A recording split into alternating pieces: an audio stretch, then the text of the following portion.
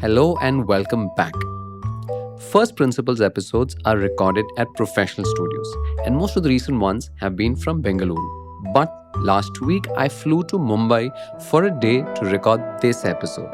I'd been exchanging emails with Jaydeep Barman, the co founder and CEO of Rebel Foods, since January 2023. That's right. Given the incredibly busy calendars and travel schedules of founders and CEOs, timelines often stretch into months and on more than one occasion, years. I reconnected with Jaydeep in February this year, but just as he was about to leave for a month long climbing trip to the Patagonia region in South America. He told me it was his annual trip. I was envious. Not merely because the Patagonia region has been on my bucket list as well, but also because Jaydeep is the co founder and CEO of a company that operates over 4,000 internet restaurants across 70 cities in 10 countries. You may know of Rebel Foods through its various brands like Fasos for rolls, Oven Story for pizzas, Behrooz for biryani, etc. I'm envious of a CEO who has the confidence to take an annual month long break every year because it speaks for the resilience of the organization that he or she has built. So, over a wonderful conversation at a small studio in Mumbai that had clearly never recorded a two-speaker podcast before, Jaydeep summed up making of food at Rebel Foods kitchens into three things.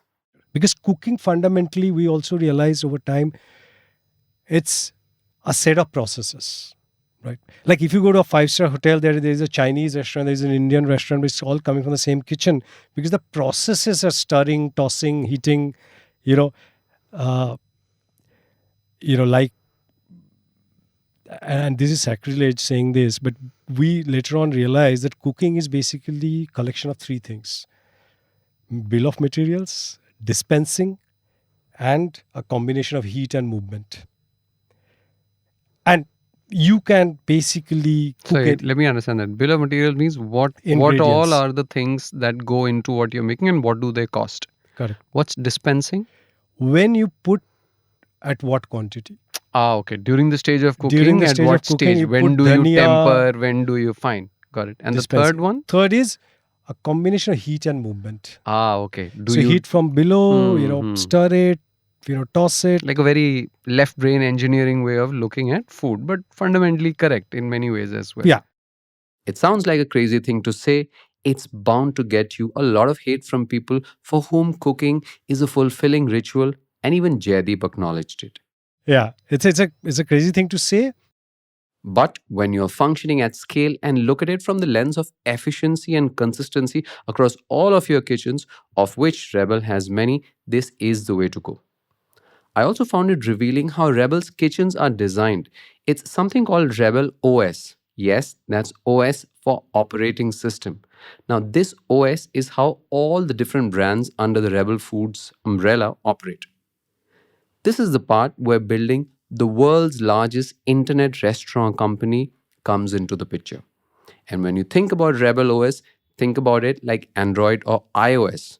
Because Jaydeep wants any brand, even third party ones, to start operations almost immediately by plugging and playing.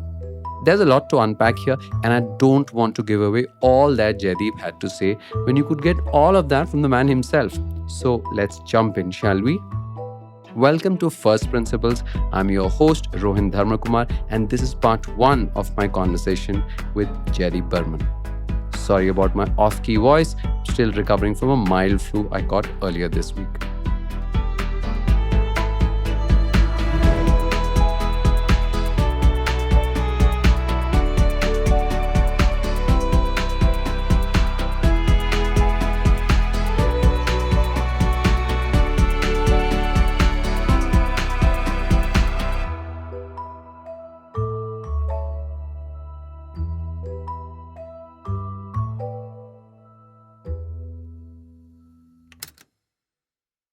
Hi, it's Rohin again, but this time as the co founder and CEO of the Ken and not just the host of First Principles. I'll take roughly a minute or two to introduce you to one of our lesser talked about product offerings, narrative workshops. When we started the Ken in October 2016, we were hyper focused. we'd publish just one original long form business story each weekday for individual subscribers who bought our annual subscription. That's it. We would say no to anything and everything else. But after the first few years, we started expanding our offerings very slowly, often at the rate of one new product offering every year. Corporate and campus subscriptions in 2018, newsletters in 2019, stories from Southeast Asia in 2020, podcasts in 2021. Each of these expansions came about because our subscribers wrote to us, asking us for them. They took us where we went. In 2022, we launched narrative workshops because numerous subscribers wrote to us saying they loved how the Ken writes and communicates across its products. They loved how we told business stories. They loved our narrative techniques. And could we teach them all of the above? Unlike other product requests that we'd received from our subscribers, this one was a curveball. We'd never thought of ourselves as teachers. Practitioners, yes, but teachers, no. So I ended up speaking with a bunch of subscribers to try and understand why they asked us what they asked us. With that subscriber insight, our own experience, and well, a smidgen of gut instinct, we launched our narrative workshops offering in the month of our sixth anniversary, October 2022, together with my colleague Praveen Gopal Krishnan, aka PGK, and Ruhi Kandhari. In his day job, PGK is also the Ken's COO and writes our incredibly astute and yet reliably unpredictable Saturday newsletter, The Nutcruff. Ruhi, apart from authoring our weekly newsletter on narrative writing called Inciting Incident, has been a staff writer with us nearly for the entire duration of the Ken's existence, except for a brief period she left us to write her first book. In our workshops, we're never the teachers, and I do mean never. But we're always the practitioners because between the three of us, we now have close to 55 years of collective experience. P.S. I hate to say this because it reveals how old we are. Since we started out nearly 2 years ago, we've done workshops with just 18 organizations, in large parts because the three of us are kept on our toes due to our day jobs. Thus, we restrict ourselves to working with a maximum of one organization in a month so that we can share, not teach, the accumulated knowledge we've built up over the decades on impactful, narrative driven storytelling in a more meaningful manner. We're currently opening up slots for a few organizations to work with us over the next 3 to 6 months. So if you'd like to know more about our workshops and consider them for your organization, you can reach out to us at theken.typeform.com/narrative. Don't worry, I've added the link in the show notes too, so you don't need to memorize it, along with a few examples of what these workshops look like. Thank you, and now let me switch back to my host persona. Jaydeep, I did not know genuinely till today that Fasos is an acronym, or at least it started as an acronym. It expands to Fanatic Activism Against Substandard Occidental Shit. Do you want to tell me where this came about? Well, the backstory is embarrassing. So, Kallol and I, Kallol Banerjee is your co-founder. Co-founder, that's right. One of those old monk days, and we were thinking that the world That's old monk rum for those of the listeners who might still not get the reference because it's an increasingly rare reference. Yeah, true. The world was full of burgers and pizzas and things like that, but we were fond of rolls, Calcutta rolls. So we were like, we are tired of this Occidental shit.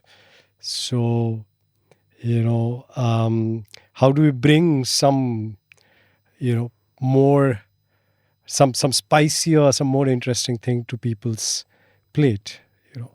That's where it came from. We also don't remember the exact sort of sequence. Yeah, there was another reference to the African country Burkina Faso, whose name apparently translates into land of the incorruptible. So from Burkina Faso to Fasos, I must say, it's singularly the most interesting brand origin story that I've heard on First Principles. So congratulations on that. Another JB, your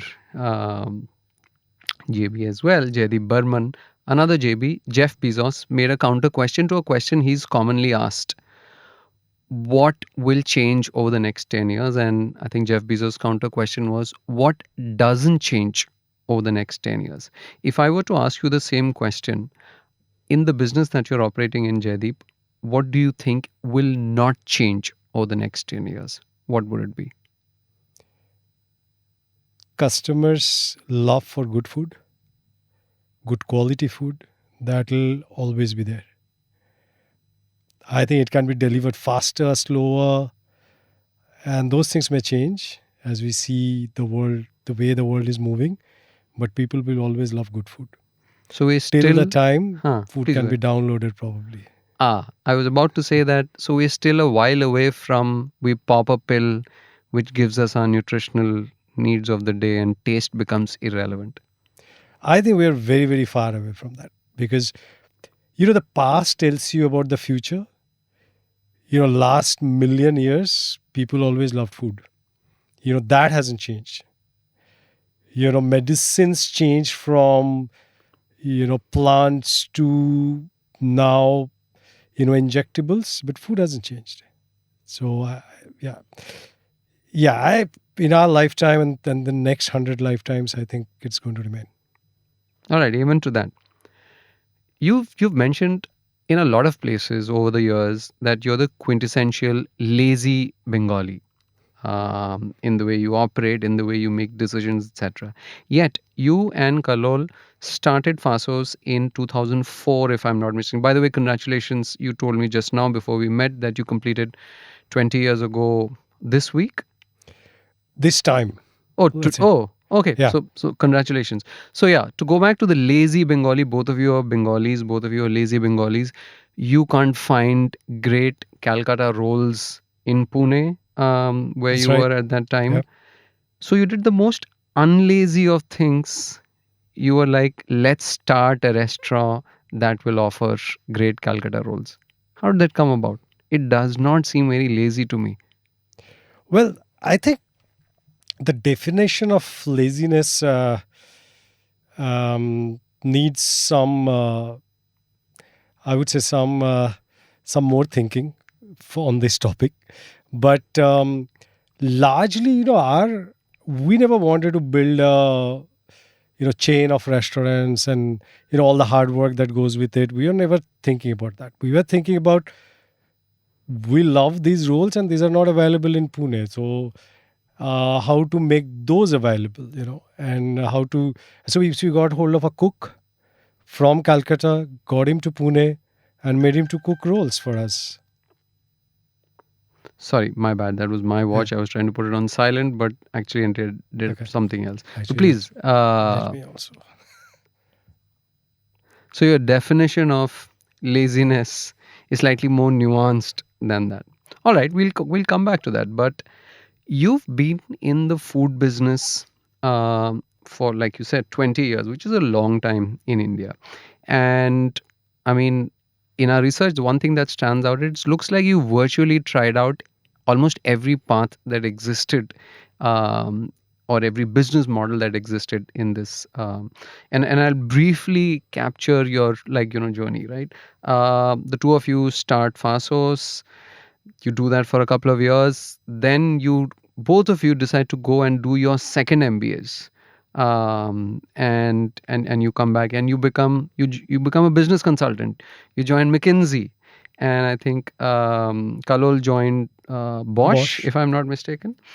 But you leave those jobs after a while and you come back to the original business, which becomes a QSR chain in 2011. And then in 2015, you adopt the cloud kitchen / ghost kitchen model. So 2004, you're selling Calcutta rolls. 2011, you both leave your jobs at McKinsey and Bosch, raise funding from Sequoia. 2014, I think that was the year your QSR business hit a roadblock. Then the cloud kitchen. it's an incredible set of pivots and choices and journey along the way. How do you look back and with the benefit of 20 years of hindsight see and try to explain what you and Kallol did over the years? Right. I think, one thing that hasn't changed in 20 years, that we cooked and produced food and served that to the customer. That hasn't changed. A lot has changed. And I would say there have been 3 inflection points or light bulb moments in our journey. And I'll start from 2011 because before that, it was not a business. It was, something on the side, or, as a hustle, or something that, Scratching an itch? yeah, something like that. Yeah. It was never meant to be a livelihood, let's say. 2011 is when both of you left your McKinsey and Bosch jobs. Correct. And came back. I was on a sabbatical, but I didn't go back. I was actually in McKinsey's London office, but I deposited my laptop and phone in Express Tire in Bombay, and they shipped it out to London. So I never went back from that sabbatical. But coming back to the journey of Rebel Foods, from outside it looks a series of pivots, different business models, etc. But for us, it was about, first of all, survival, and then making sense of consumer insights, and then finding a path that eventually became very interesting. So it went from sort of the nadir of desperation to real excitement over the last 10 years. And I'll give you, You said there were 3 pivots. 3, I would say, light bulb moments or epiphanies. So the first one came around 2014, and I still stand by it. That if you think about it, just to take a big picture view of India, anything that requires infrastructure build up gets leapfrogged in India. Like if you think about banks, got leapfrogged before you could actually build banks, everywhere. Telephony, before you could build landline telephony, cellular telephony, leapfrogged. Anything that required infrastructure building got leapfrogged. If you think about the business of restaurants, it requires, in the traditional sense, it requires, a place on the high street, something that requires infrastructure. This is the reason India doesn't have national restaurant chains outside of McDonald's and Dominos, etc. Either you have like a 20-year deep pocket to fight this battle of rentals, as we call it. India actually is the highest rent to sales ratio country in the world. It's like, I'll give you an example. Sorry, when you say highest rent to sales, you're implying that for every rupee of rent that you pay, it generates the least amount of sales. Correct. So please continue. Like I'll give you an example. Like Domino's here, very well run business, jubilant. Their rent to sales ratio in India is 10 to 12%. That's like best in class. In the US, that number is 5%. Sorry, when you say 10 to 12%, what is the percentage of? Rent as a percent of sales. Got it. 10 to 12%. The average is 15-20%. Good restaurants are at 20%. The US Domino's is at 5%. The reason is simple. So India's best run chain is operating almost at a 2x worse level than the US. Absolutely. And the reason is very simple. Like if you walk down 500 meters in any city in India, it's changing slowly, but you would hardly find like many places where you can start a restaurant. But if you walk down 500 meters in Singapore, Hong Kong, New York, you'll find many places where you can open a restaurant. Nice places. So any neighborhood, 5 people. Why is that, Jaydeep? Because the quality of the infrastructure is not up to the mark. And anybody wanting to start a restaurant in India is like 5 people wanting to start a restaurant is eyeing the same property in India. But the US, infrastructure is not a problem. There is enough supply. Labor is a problem, which is another story. Which is why I believe, I'll come back to that, why I believe we are not X of India. In fact, I have seen pitch decks in the US which says they are the rebel foods of US. That's not because how we built it or anything like that, but because how India is. Inexpensive labor, very expensive infrastructure. So the expensive infrastructure means the rent is so high that most restaurants never get over the hump of high fixed cost in India. That's why the mortality rate in India for restaurants on the high street is 65% in year 1 and 95% by year 3. So we faced that firsthand back in 2014-15. So we were doing, decent sales. People loved us. Sorry, can I just ask you? Yeah. I mean, you said you started the original Fasos in 2004, but then both of you left for your MBA, did your respective times with McKinsey and Bosch, and came back in 2011. What did you do from 2011 to 2014? What was the business? Was it still Fasos, physical stores? What was it like from 2011 to 14? Absolutely. Physical stores, small format, but on the high street. I still have people coming to me and telling them, they have, in their college days or first job days, they used to frequent a Fasos outlet. I think we went up to about 40, 45 such stores. Great. So at 2014, you're around 45 physical Fasos stores. Absolutely. In largely what, Pune, Mumbai, as you? Pune, Mumbai, a little bit Bangalore. All right. Yeah. So then at this point is the infrastructure that revealed. Hit us. Yeah. And we were like, we're not making money at a store level because of this big fixed cost hump. I think our rent to sales ratio was 15, 18%. So we were thinking what to do next, how to survive and, running out of money and things like that. The other trend that we saw back in 2014 is that a lot of orders are on delivery either through phone or through a website that we had and so on and so forth. So we decided to ask our customers a simple question. Have you been to the outlet? Some 74% said that, maybe once, maybe never, not more than once. That got us thinking, and we realized that, in the preceding 14, 15 years, most things in the world got internetized. Books, travel, taxi, blah, blah. Food was probably the last one that was getting internetized. People are okay to order food without visiting a restaurant. So it was a hunch. So we did a pilot in Bombay where we put a Fasos store on the first floor of a back alley in Marol. The rent was like 1/5 or 1/6 of what we are paying on the high street. And then the delivery sales remained. Whatever we were doing, on the high street, we're doing the same thing. So that, and suddenly that little kitchen started making money because of the rental. Though we had the added delivery cost, the fixed cost came lower. So that was let's say the light bulb moment one, that this could actually work when we take out the infrastructure cost from the equation to a large extent. I mean, today our rental cost is like 3%, right?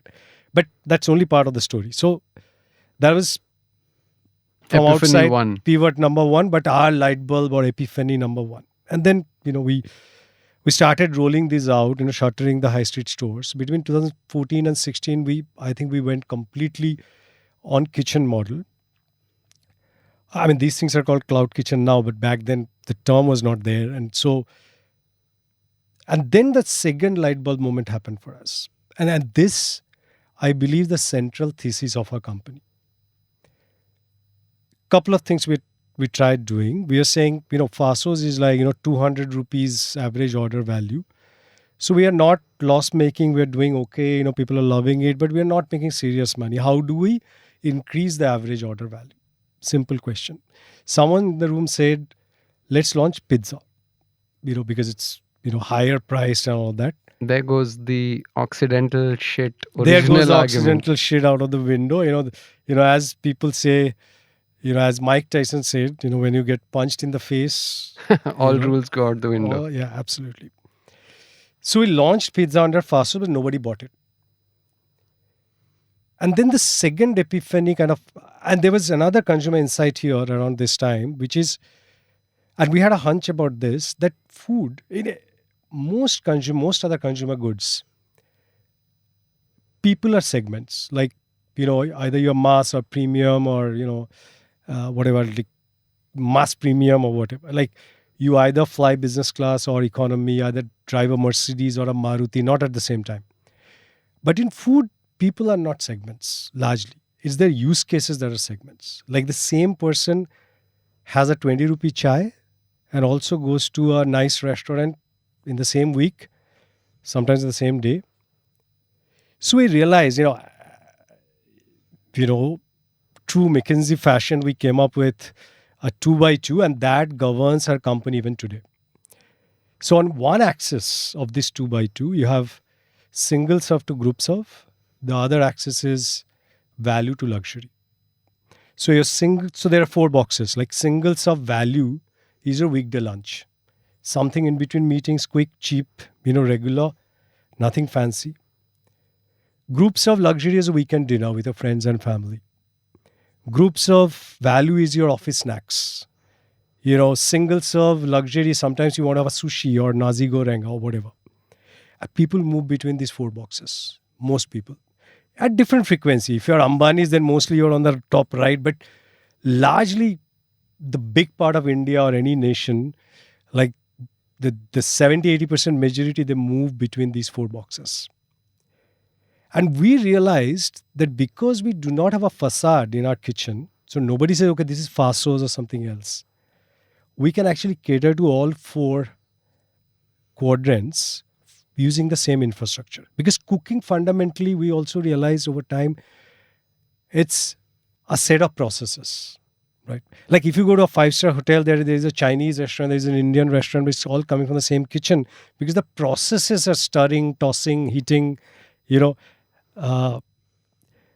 like, and this is sacrilege saying this, but we later on realized that cooking is basically a collection of 3 things: bill of materials, dispensing, and a combination of heat and movement. And you can basically cook Sorry, it. let me understand that. Bill of material means what all Ingredients. are the things that go into what you're making and what do they cost? Correct. What's dispensing? When you put at what quantity. Okay. During the stage of cooking, During the at stage what of cooking, stage? you When put do you dhania, temper? When do you fine? Got it. And dispensing. the third one? Third is a combination of heat and movement. Okay. So heat from below, stir it, toss it. Like a very left brain engineering way of looking at food, but fundamentally correct in many ways as well. Yeah, absolutely. Even if you take the best Michelin star chef in the world, he or she is doing these 3 Got things. it. So it's like almost like saying that, look, I mean, a painter, any art is nothing but pressure, upward, downward movement and colors. But then of course, yeah. It's a crazy thing to say. But this learning came to our help when we started scaling. But maybe I'll come to that later. So the epiphany that we were having around this time, 2016, is that people move between these 4 boxes. We have a unique opportunity to cater to all 4 boxes because we had a kitchen and not a high street store with a facade. And then the great thing about these 4 boxes are they don't coincide. So your Monday lunch is different from your weekend dinner, right? In terms of what food you do have or how much you want to shell out and so on and so forth. Using the same infrastructure, we can do this. So that was epiphany number 1 during that time. The second is, which came from this pizza in Fasos experiment, which nobody bought. We then launched the same pizza under a different name. That brand doesn't exist anymore, but back then we launched it. I'm assuming it eventually became Oven Story. Something Oven Story, absolutely. It was called Olive Trails at that point in time. And we saw people buying. Then we also realized in food, there is no famous multi-cuisine restaurant in the world. every brand is a product. For obvious reasons. Nobody wants to go and eat at a multi-cuisine high street restaurant because then you're like, what are you really good at? Absolutely, but it's not very intuitive if you think about it, because most restaurants in your neighborhood are multi-cuisine restaurants. They are not scaled up. There is no chain of that. There is no world famous, restaurant outside maybe Haldiram's who does everything. But those are like aberrations rather than norms. So we realized then your Starbucks is coffee, Domino's is pizza, etc. Fasos is wraps. So that's why people never believed that Fasos could build pizza. In fact, McDonald's used to own Chipotle. Nobody, people don't know it. So when you combine these two things, like people move between these four quadrants and every brand is a product, the blueprint of today's Rebel Foods got, formed in our head. That we have suddenly realized we are an infinite business. Over the next 50, 100 years, we can build brands in each of these boxes without replicating the infrastructure. So people call us a cloud kitchen company, but then that will be like calling Amazon a warehouse company. So what we are fundamentally is an operating system which can keep producing brands known for a particular product, which will cater to one or more of these four boxes in customers' life. I know it's a long sentence, but this is the essence of Rebel Foods. And that got born. You can be who you want to be when a customer wants you to be that. You're saying Absolutely. that as a customer moves through those four boxes, maybe shifting cuisines from Chinese to pizza to Italian to rolls, you can be the brand that the customer wants Absolutely. you to be. All right. And the second part is even more important, which is without replicating the infrastructure, without requiring a new piece of real estate. That was, the big, let's say. Was that the third review? So this was the second one. The third one came around COVID or, around that time when we realized now we can open up this operating system to also bring in brands that were not built by us. Like today we own the master franchisee for Wendy's, world's second largest burger brand for India. And it came from that thinking that now we build the operating system. We don't have to probably build all the brands under the sun in all those four boxes. Some, obviously, we would. It's like, the company that inspires us the most in when we think about our business is Disney.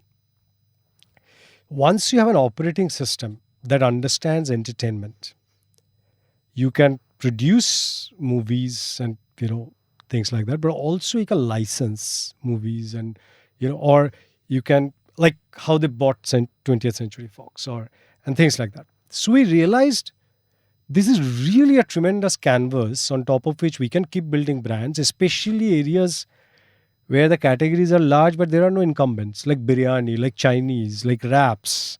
Even at our scale, we are the largest in some of these.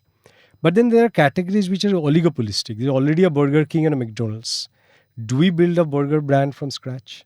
Or do we license something which is already existing and, suddenly... Interesting. This, what you're saying, in my mind stands out as another 2x2 matrix. Absolutely. When do you decide to license versus when do you decide to spin up something on your own? So on one axis is the size of the category. The other axis is extent of fragmentation. Highly fragmented, big category, build your brand. That's a fertile ground for building brand. Because you don't build the category. People know what it is. But there is no incumbent. What are some of those? Biryani, wraps,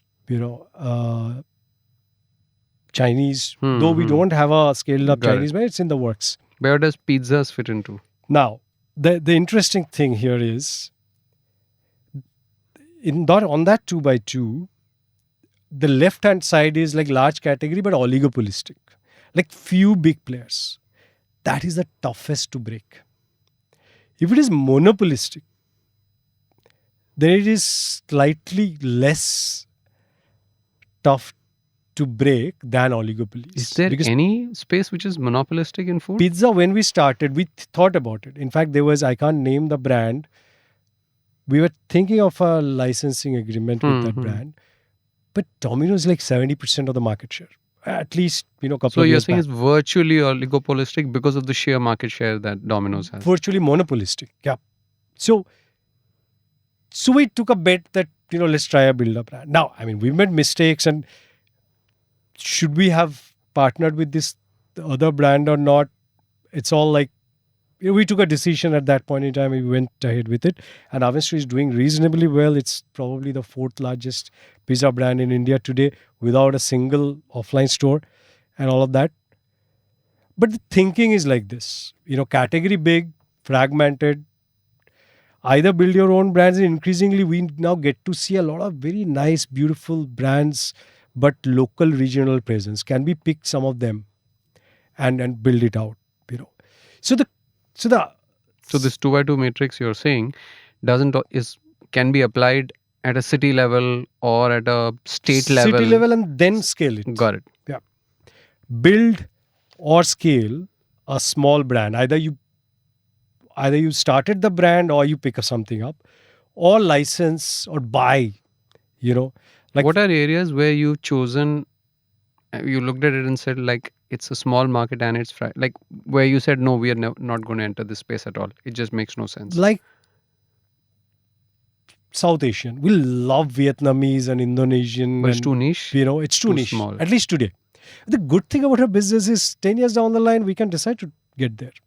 We have to build new infrastructure for that. So you wait for the market to evolve and At reach a least certain get scale. there is no point creating a new category of food. That's our learning. We tried doing that with Continental, at some point in time, it failed miserably. So we said, okay, large category, fragmented, build brand, large category, oligopolistic / monopolistic, partner, buy, do things like that. That's the framework that we operate in. So fundamentally, these were the three, sort of light bulb moments, epiphanies. And while it looks complicated from outside, the decision-making framework has remained these couple of, mental models for us over time. Thank you. We'll go slightly deeper into each of these. But before that, let me try to understand a little bit more about Rebel Foods from you. This is a break, but it's still me, Rohin. I'm a great fan of giving feedback. I know what you're thinking. Well, who isn't? And you're right. But do you know what's the hardest thing about feedback? It's giving unsolicited feedback to someone who didn't ask us for it. It's awkward, it's thankless, it's easy to screw up. So, the best way to avoid that is to be really great at soliciting feedback. So, here's me asking you, how are you finding the First Principles podcast? What do you like? What can we improve? What do you think? Please write to us at fp@theken.com. If that's too much effort, then could I please request you to rate us on Apple Podcasts or Spotify? Thank you so much. Of course, we know that you just completed 20 years. How many employees are there at Rebel? Last count, about 7,000 plus employees, including everyone. Got it. Yeah. How many kitchens do you operate in India and around the world? 400 plus around the world, 350 in India, and about 50 outside India. Can you tell me anything about your revenue or any kind of statistics that gives us a sense of your scale, if not revenue? We do about 3 million orders a month. This is from India or globally? Globally, 90% is India. India, all right. And in fact, I think India would be 3 million and globally it will be 3.3 million or something like that. Scale, I mean, it's available, everywhere. In this December, we did over 150 crores of revenue. Great. So you can say, You've raised a lot of venture capital in Yeah. order to scale your business. Yeah. How much have you raised in total and what was your last disclosed valuation? We raised about 3,000 crores, I would say, give or take. Yeah. Debt, equity put together. We have a bit of it still in the bank. What was the other thing? Was Your last disclosed valuation. about 1.4 billion. I quote rupees these days because you never know, where the dollar goes. So let's say about 12,000 crores or something like that. Yeah. And you and Kallol are the two co-founders. Well, the original co-founders, but we also have another 5 people who've been here for more than 10 years who are now also co-founders of the business. Yeah. Great. Yeah. All right. You call yourself the anti-restaurant model. Would I be correct in saying? Have I said that? Yeah, I think in our research somewhere it Maybe. came up. But if not, I'll kind of. I mean, my understanding is it's the anti-restaurant model because of a lot of the things that you already said, which is having a storefront. A, it imposes the fixed costs of the real estate on you. B, it deters repeat visitors who will come to you for the same cuisine, because you're also saying that, I mean, I may have a favorite Italian restaurant, but I'm not going to go to my favorite Italian restaurant to also eat South Indian, to also eat Chinese, etc. and stuff like that. And you kind of do the opposite of that. Now, I mean, again, please correct me if I'm wrong. In the past, you've said that Swiggy and Zomato's models are a technology and logistics play at heart, but they don't control something which is very important. Then span of control is non-existent in one vertical, which is the most important one: food. What does that mean? Does that mean that they're not running the kitchens, and that's a key part of succeeding in this space? Yeah, I think, if you take a step back, every retailer in the world has a private label. Like Amazon has a private label battery or whatever. Walmart has a private label toy or whatever. But there is one industry before food, I'll come to food in a minute, where the retailer doesn't have a private label, which is travel. Like MakeMyTrip doesn't own a hotel or an airline. Expedia doesn't own a hotel or an airline. That's because there's two different things. Like for Amazon to get a battery made from a manufacturer and distributing it doesn't require a new skill, because they're great at distribution, which is what they're doing. Someone else is manufacturing the battery. But with services, with airline, hotels, the moment of truth is happening at every point in time, and the interaction. Running an airline or running a hotel is fundamentally a very different business than just selling tickets or selling trips. Absolutely. Same with food. Not only Swiggy, Zomato, globally. If you take Deliveroo, DoorDash, all these guys, none of these guys have ever successfully scaled a food making business or a food brands business. I suppose it must be daunting to them, and they must be wondering, why should we do it? It's not as if the economics of making food are particularly lucrative, right? Totally. That's one. Secondly, but prima facie food has 65% gross margin. Okay. So it's the same logic as private label. Like retailers want to do private label because of margin.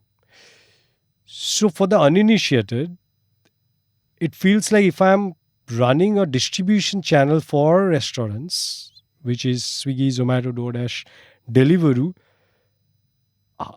to increase my margin, why don't I start a restaurant? That's why Swiggy started and Zomato started. All of us made mistakes. We did thousands of things which never went anywhere. Similarly, Swiggy, Zomato, DoorDash, Deliveroo, everybody tried to do a private label, but because of the fact that it requires completely different skill set, both of them sold it. Sold their it, kitchen business. descaled it or whatever, different shape and form. So that's my take on why aggregators. So if I were to play devil's advocate here for a minute and say, perhaps they sold it because it makes no sense to do it, what is your counter to saying, no, it absolutely makes sense to do it, which is why we do it? Yeah. So it's, what is your operating system? If you're a Swiggy or a Zomato, your operating system is your technology and your logistics. That's your operating system. For us, the operating system is how to make food. Other way of saying it, what's our DNA? But the DNA is a very fuzzy word. But I like to think about it as an operating system, how we are geared as a company, where our technology goes, what our people do.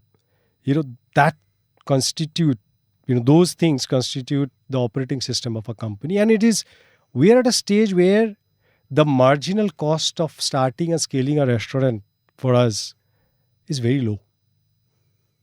And then once you do the hard work, and it's good that people don't get it, because I have this fundamental belief that you make abnormal returns not when you are right, but when people don't agree with you. Because when people agree with you, you'll have competition from day one. That's why you get newly minted unicorns, everybody putting money into a sector. You have like 5 competition, and then 3 of them go out of business, etc., etc. It's great that people never got what we were doing. I remember a conversation from last week where you were mentioning that, look, people don't get our business, and that's one of our competitive advantages. Bezos said that it's God's gift to a business when they're misunderstood for a long period of time. It is terrific. It's the best way to avoid competition. And many things matter: industry structure, how things are, execution, and all of that. But fundamentally, your return will be made not only in entrepreneurship or starting up, anything like stock picking. You make money when you spot a stock when nobody else is agreeing with you. But everybody has a great stock, it's already priced in. You never make money on that. So sorry to interrupt you, but in the context of running your own kitchens and cooking your own food, why is that such a critical and misunderstood element of your business? That is not misunderstood. Making food, serving has been a great business, and McDonald's is a $200 billion market cap company. That's great. But what we have done, we've fundamentally decoupled the real estate from food brands. That piece is misunderstood. That's why people call us cloud kitchen. We're happy that people call us cloud kitchen company, because then they think we are an infrastructure company. And then there'd be a lot of money that went into this infrastructure business. Like you create small kitchens out of a large kitchen and give each kitchen to a brand and take rent out. Like we cook almost, a version of WeWork. So people went after this infrastructure model. That was misunderstood. What makes sense in this model, which is one piece of infrastructure, multi-processing units. You can churn out different brands at different times of the day, different seasons of the year, etc., etc. That model is not. And it's important for this chain to work, for this chain to be controlled and operated by one entity. Absolutely. You cannot piece it out and hope that one entity will deal with the brands and another entity will deal with the kitchens, etc. That's what you're saying.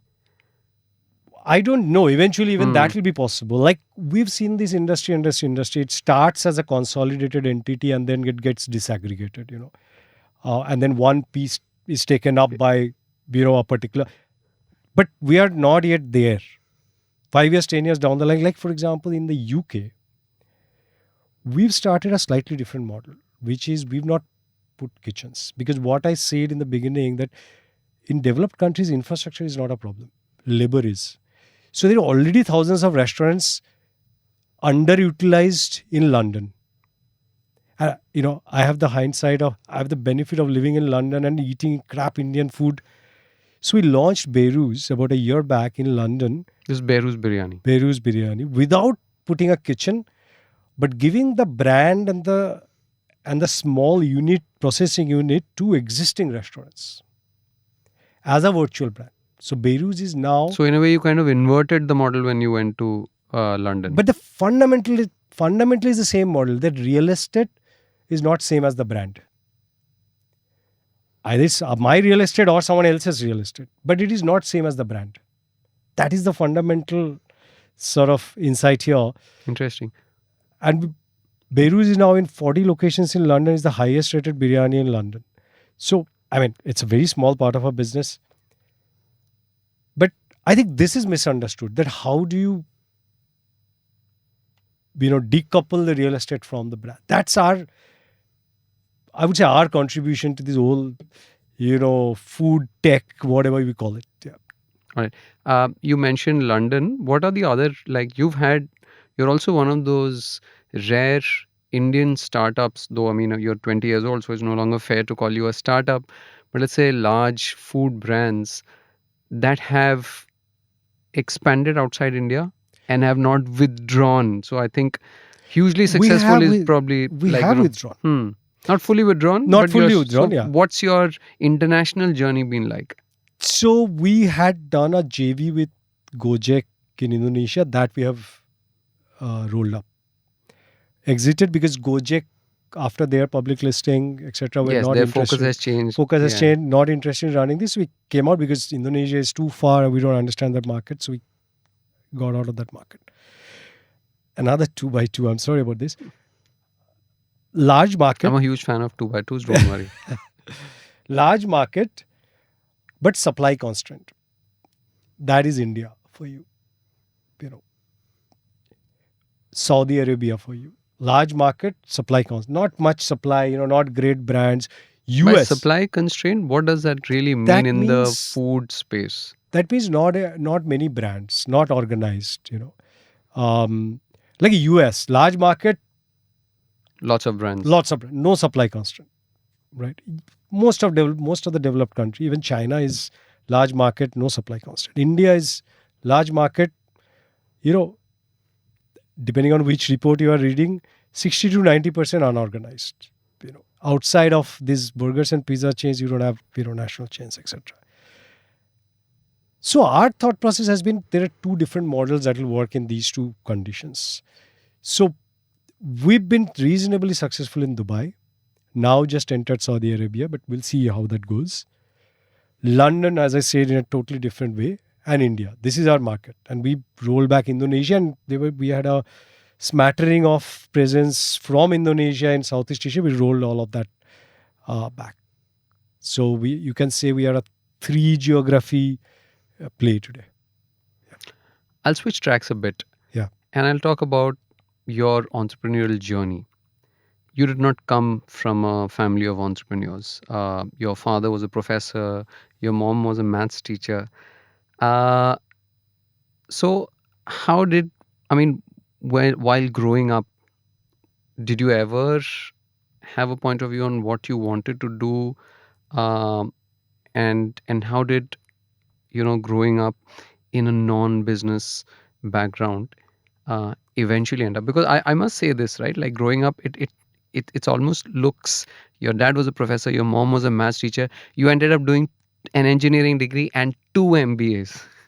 So there is that, I think, passion for education that seems to definitely run. And not just you, even Kallol did 2 MBAs, if I'm not mistaken, right? But is there anything that you kind of take away from your childhood when looking back at your entrepreneurial journey?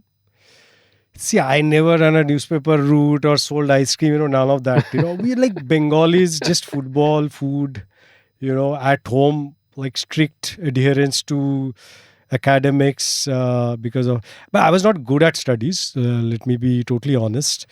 In fact, I remember I was like one of the last in my engineering, and I was production engineering alphabetically, which was the last department in the university. And when they were like giving the convocation certificate, I was the last person to be called in the entire university. So it still remains one of those horror, it's a great story. Right? I don't how know. many people who were like 37th last could essentially have a story like that? Yeah, totally. But, academics didn't interest me much. I was not entrepreneurial. Why did you go to INSEAD? You did your MBA from IIM Lucknow. It's a really prestigious institution. Why did you then still go for your second MBA? See, honest truth, at IIM Lucknow, again, I'll tell you this about the Indian MBA, which is people go and do an MBA right after engineering college or 1 or 2 years after engineering college. Biggest mistake.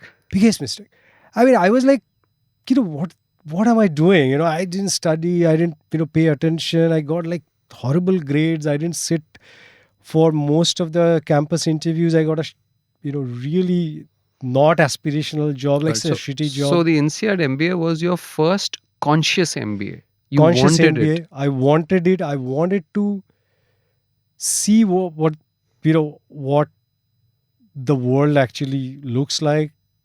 Um, wanted to do a world class MBA. Uh, work for a world class company. It was all of that. Which, I mean, there were people at IIM Lucknow who did really well out of college, etc. But I was not interested at that point in time, and which I realized at a later point in time it was such a big mistake.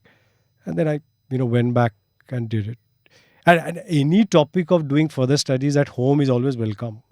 My father was like, yeah, of course, go and do another, MBA. Makes sense. He actually put his house on mortgage to, so that I could avail the finance. I could have the finances to do my second MBA. Yeah. Well, that's great Yeah. Indian parents for you.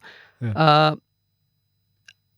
One of the most interesting things about your early years at Fasos, Rebel Foods, and then Fasos, was how you Faasos, then originally, Rebel sorry, Foods. Fasos, Yeah. then Rebel Foods, was Yeah. how you originally tried to hire for people with experience in the industry. And then one fine day you said, look, this is not working. We're going to get rid of the bunch of them and we're going to find 20 somethings without experience, but with passion and interest. And we're going to coach them and train them. You even started something called Fasos Entrepreneur in Residence. Tell me more about that. Yeah, some of this in hindsight makes total sense. And we've now created a blueprint of this. But the fact of the matter is, when I was starting to recruit, someone would come and join us from Dominos or McDonald's only when, they didn't see a future for themselves. So I was only getting, we were only getting the bad apples from these places, right? And then I realized that this is not the way to attract right talent. In any case, we wanted to build something unique and all of that. That got reinforced over time. But I realized that what we needed at that point in time, both Kallol and I talked about it and said, okay, people who would think like customers rather than restaurateurs, because we're trying to change Interesting. something. So you're saying younger folks have more of a connect of being able to think. Absolutely. That's how it started. And then more things got layered. Like, for example, we have this saying at Rebel that we hire people with founders mentality and not LinkedIn mentality. These are phrases that get used. Like what's a LinkedIn? I understand. I'll come to founders mentality later, but what's LinkedIn mentality? So over time, I've seen, if you look at people, and these are like held beliefs and Oversimplifications. oversimplification, and people might, people might troll me or whatever. But when I see a LinkedIn profile which says, 15x, like ex McKinsey, ex Google, or 20, 40 before 40, I don't know what those things are. Instead of just simply saying what you're building, I have this mental model in my mind that I look at a LinkedIn profile. I use it for hiring also, I'll be honest. If I see the person is writing, what companies that person has worked for, X this, X that, and so on and so forth, rather than saying what he's doing right now, building this or something like that. Yeah, I have a version of that. It is when you see so much being talked about the companies that they work for, you notice what they're not talking about. What they're Right. not talking about is themselves Right. and who they are and what they do. So basically, they're building a CV all their life. And then the Hmm. problem with these people is, if you tell them, which is why the other side of the story, which is founders mentality, if someone has a founders mentality, the fundamental thing is that person will do what is required for the organization. Let's say a CMO, like heading marketing. The organization requires that CMO to go and start a small, line of business with two people. If that guy is worried about his CV and resume, or guy or girl, LinkedIn profile, never do it. But a person with founders mentality doesn't care whether he or she is, building a career in marketing or, finance or operations or whatever. How do you find people? I mean, it's a great thing to have a founder's mentality, but it must also be incredibly hard to spot and not that common. So how do you find it? What do you I look think for? we've been lucky in the sense that the first, you talked about this AFR program. We hired 8 people in that group. And This was when? this is 2011, Got 12, right off the bat. Out of these 8 people, 5 are still here, running the company fundamentally. I remember one of the quotes from you. I think I still have you did a Medium post, if I'm not mistaken, where you said that, look, we're going to hire these people, and we're going to teach them how to run the company, and they'll report to the CEO, and eventually the CEO will report to one of them. Yeah, that day is not far. And, this 8 people came through a recruitment process where we were very categorically saying, don't send your CVs. No, I found it. So if you've made a suboptimal decision to do an MBA after 3 to 4 years, around 3 to 4 years back, and are realizing it now based on 1 to 2 years of post MBA absurdities, then do write to us. But please write a smallish paragraph about you and your intentions, brackets, including hidden agendas, in the email itself. No word CV or PPTs, please. We have banned attachments. I wrote this. This was actually an email that got floated in various business school groups, etc. And we actually were inundated with, because that tells you how frustrated people are 1 or 2 years out of business school. We got like a few hundred applications for a company like our size and all of that, and we did couple of rounds of interviews and selected this day. That's how this is the email that started that journey for us. And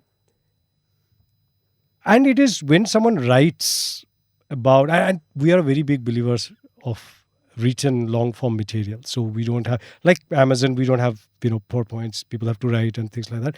And, when people wrote back, and it's fascinating to read, and you can sense, why a person would want to, because the background doesn't matter.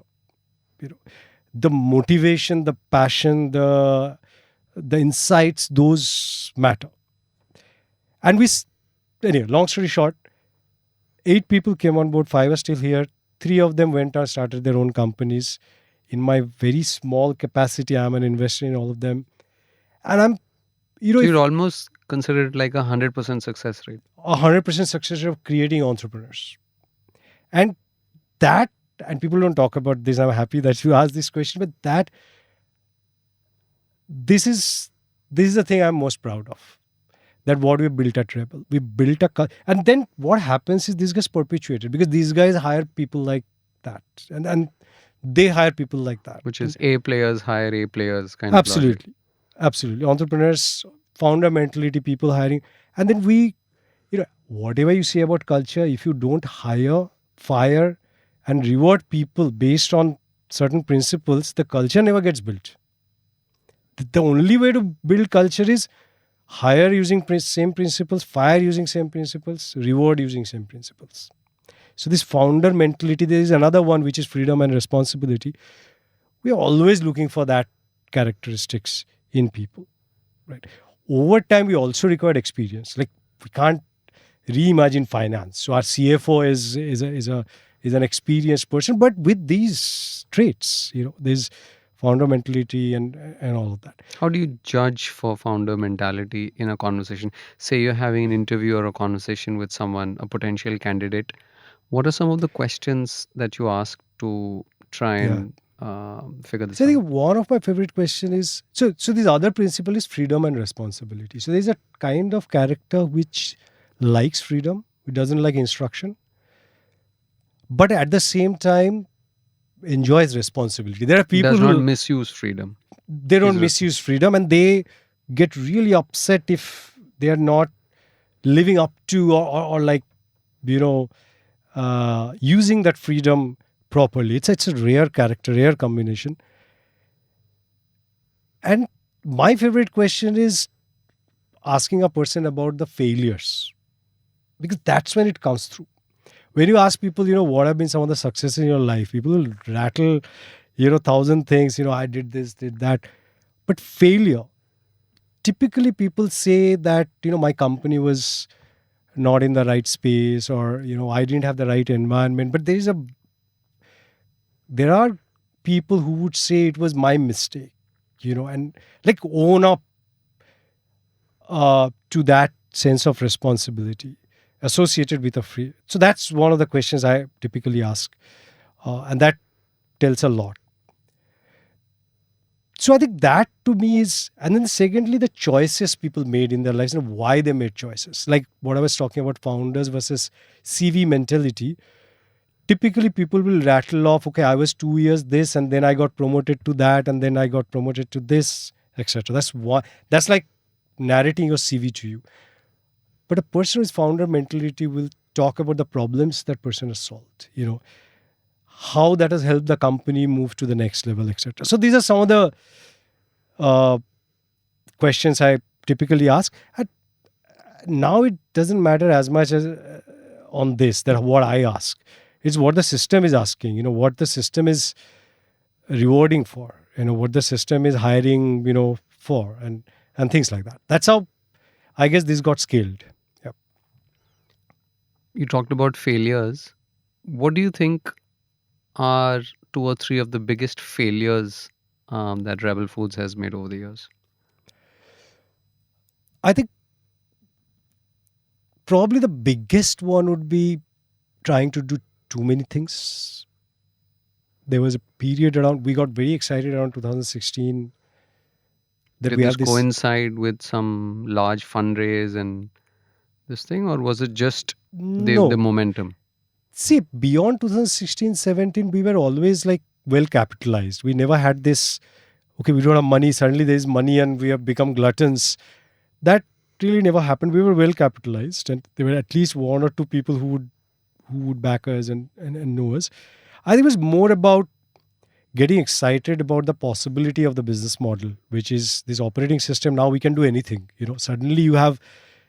You're not constrained We're by. not constrained. The sense of, we can do anything. Got it. You see the world in a new way because you no longer see it bound by infrastructure. Absolutely. Yeah. So now let's take this and apply it to as many places as possible. What taught you, what knocks did you get that brought you back, and what was that journey like? See, I think we realized that things like food, at the end of the day, as I said, we are still in the, whatever we do, whatever business model, whatever, insights, etc., technology, all of that, at the end of the day, if the customer is not liking the food and willing to pay for it, it will not matter. So I remember experiments like South Indian, we scaled like super fast, The food got soggy during delivery. The dosa didn't stay well. Customer didn't pay for it. Disaster.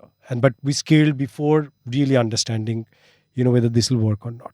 Same with Chinese. Couldn't scale standardized and all of that.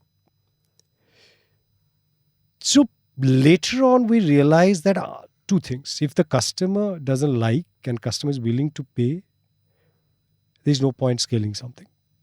And that became, over time, the limiting formula, or let's say the mental model for us, that we would experiment something till cows come home, like 6 months, a year, before we get to a point where we are certain that the customer likes it and willing to pay for it. That became your definition of product market fit. That became our definition of product market fit over time. And as a result, you will see the number of new brands reduced, etc., etc. But around that 2016, 2017 timeframe, we got, that would be probably the biggest. And in the process, we, burned through a bunch of money and things like that. With all the associated issues came through. That would be probably the biggest one. All right. One of the phrases that you've used is, as you're building and scaling and growing the organization, is a transition from how to what to who.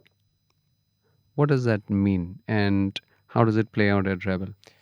I'm really impressed with your research. It's my colleagues. You can thank me for asking you the questions that my colleagues have helped me research. But Yeah. See, I think over time, I have realized that, when we started, I was defining the how.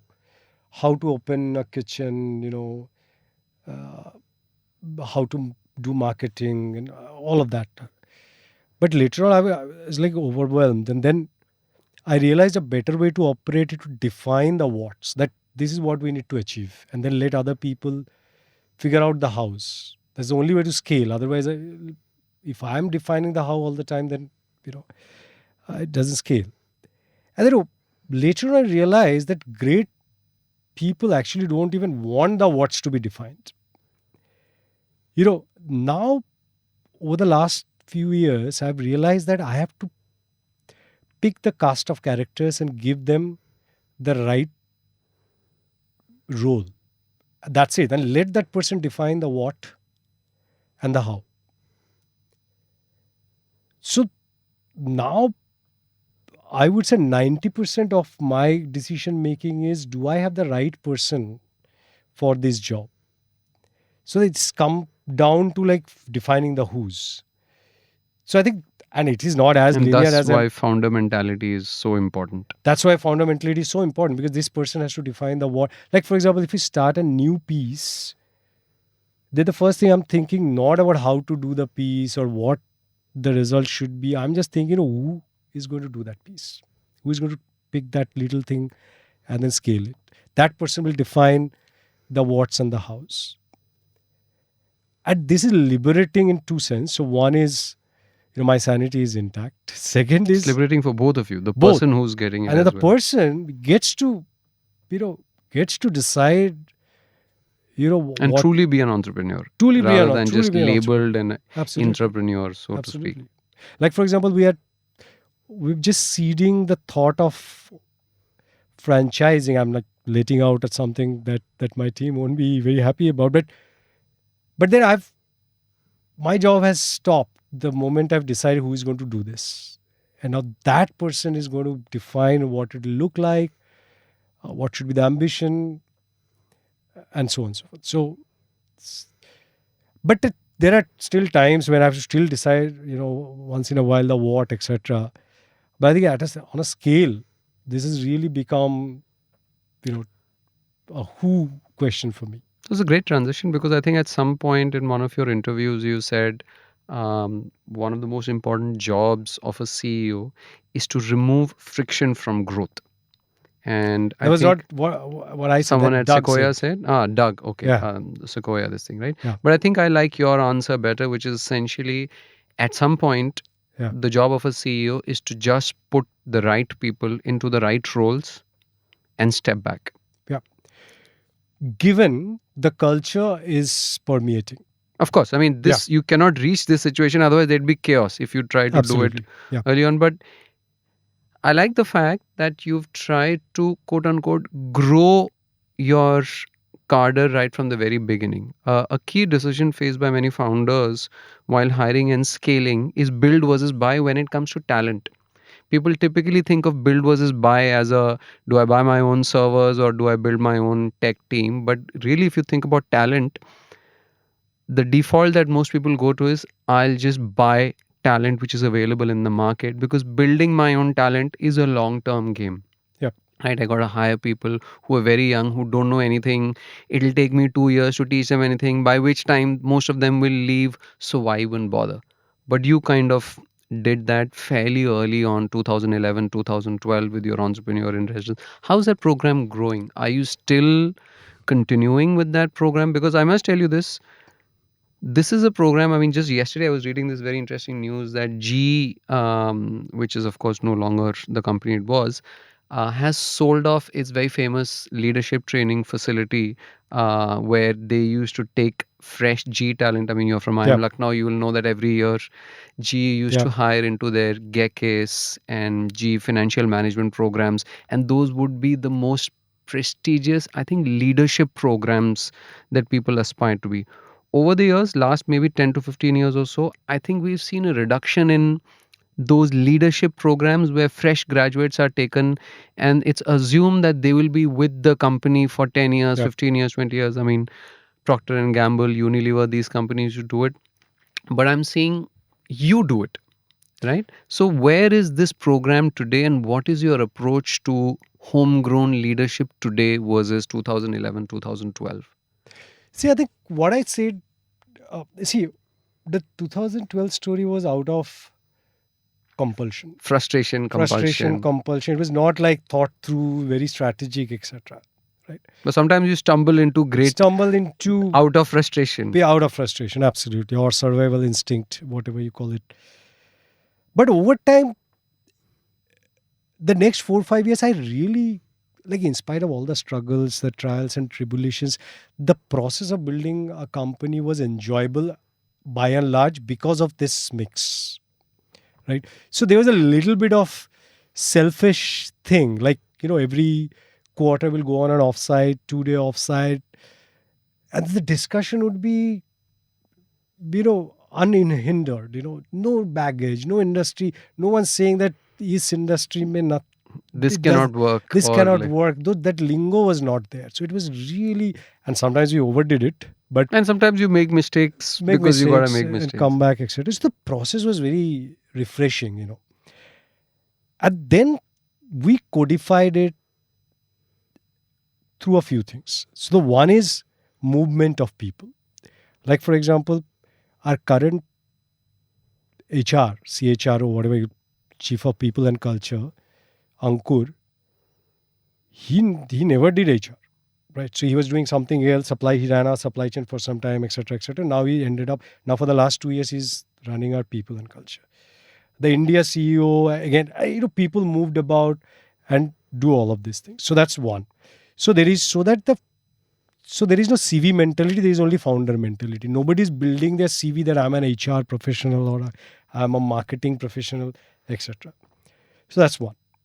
Moving people. So over time, whoever we hired, especially generalist talent, unless you are like, finance or software, people move about.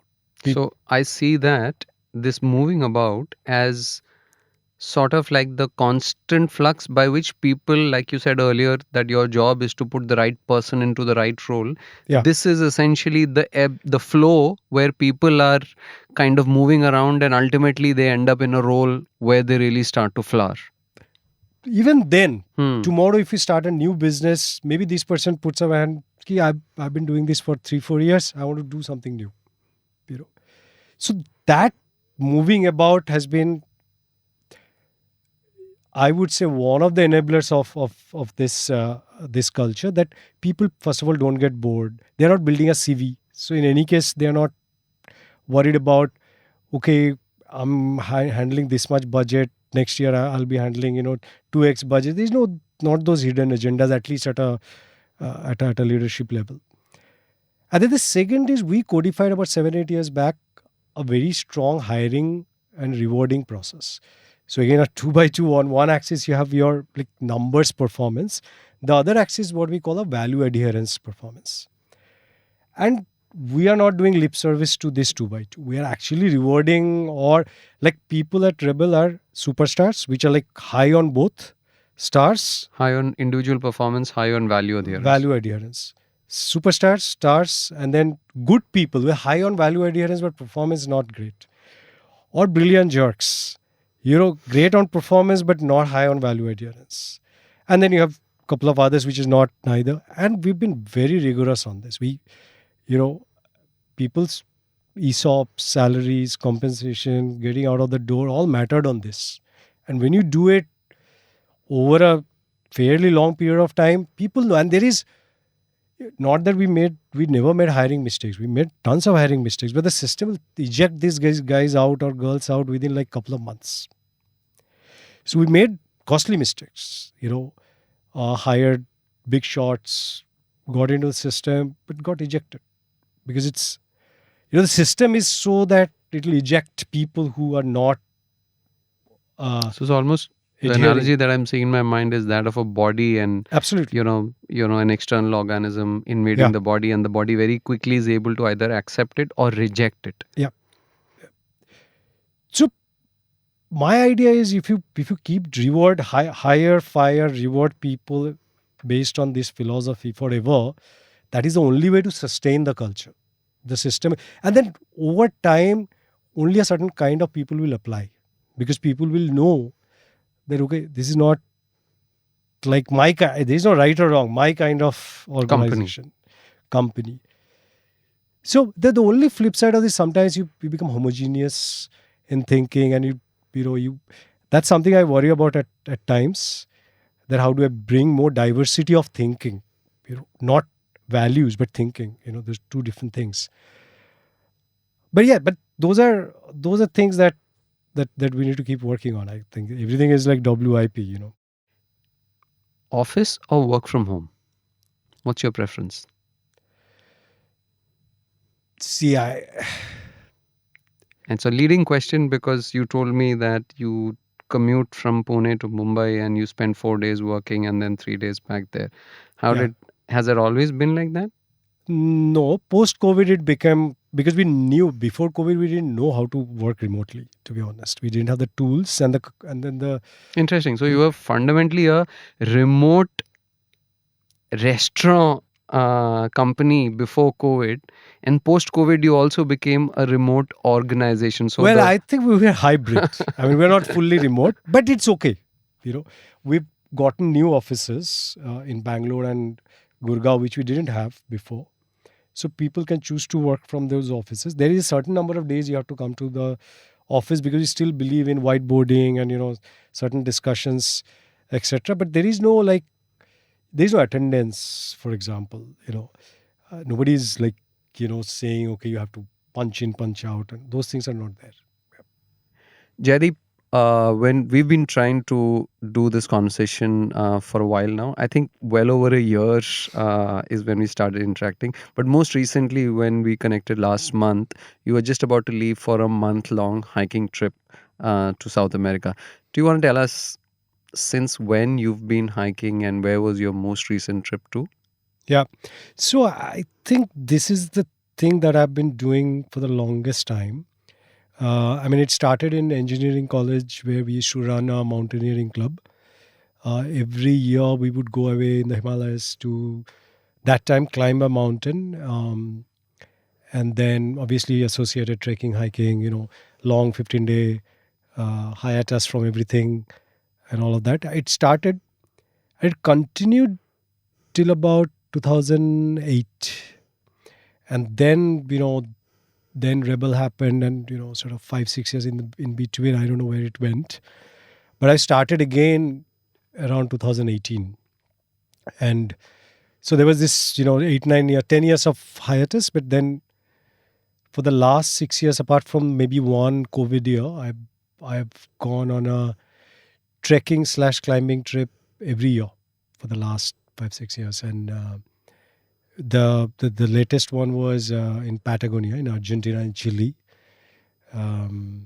So it was an O circuit. It's called an O circuit trek of the Patagonian region. What does an O circuit mean? Does it mean you're essentially you're coming back to the same place? And there's a lot of jokes about this because in the O circuit trek you can go only in one direction. So but that's how the rules have been made. So that and then so if you drop something, you have to come all the way back to pick that up. I mean, it's a joke, but that's the rule, but it's breathtaking. The whole thing was, we picked up memories of a lifetime, and it was the same group from college that we go together. So it's more than a trek. It's like reliving those days and all of that. And this is something that I decided whatever happens, I'm going to do once a year. So that was my last one. Yeah. Have you planned where your next trip is going to be to? Is there a short list? Couple of options. One is this, circuit around Mont Blanc in Europe. And then the other one is in South Africa. It's called Drakensberg Grand Traverse. I like the South African one more because there'll be less people on that, less crowded. One of the 10 most grueling treks in the world. So we don't know, depending on, but it's longer, slightly, 15 days. So and which will. What does a typical trek look like? You said one of the treks during your Patagonia trip was about 11 days. Yeah. What is is there a way to understand what it's like? I mean, is it like a physically enduring, grueling kind of trek? Or is it just a significant amount of distance that you're covering each day and that itself, or is it a mix of both? See, I think, in the Himalayas, there is an added angle, which is the altitude. So, like last year, I went to Everest Base Camp. That was 9 days, but it went from, 2,000 meter to right up to base camp, which is like, 6,000 meter plus. So, or 5,500 meter plus. So, that is very grueling, and plus the altitude and all of that. Patagonia was low altitude, like not high altitude, about 3,000 meters at the most, or even lower, in fact. But the days are longer in Patagonia. In like we were doing like 20-kilometer days, while in the Himalayas it would be maybe 10, 12 kilometers. But then there are different kinds of challenges, yeah, depending on the terrain, yeah. So. Perhaps on a related or perhaps on an unrelated note, I'll zoom out and ask you a slightly philosophical question, right? Why do you do what you do? What is it that truly drives you across the years, month to month, year to year? It might sound hackneyed, but I think there has been one undercurrent of my endeavors, which is trying to do something different.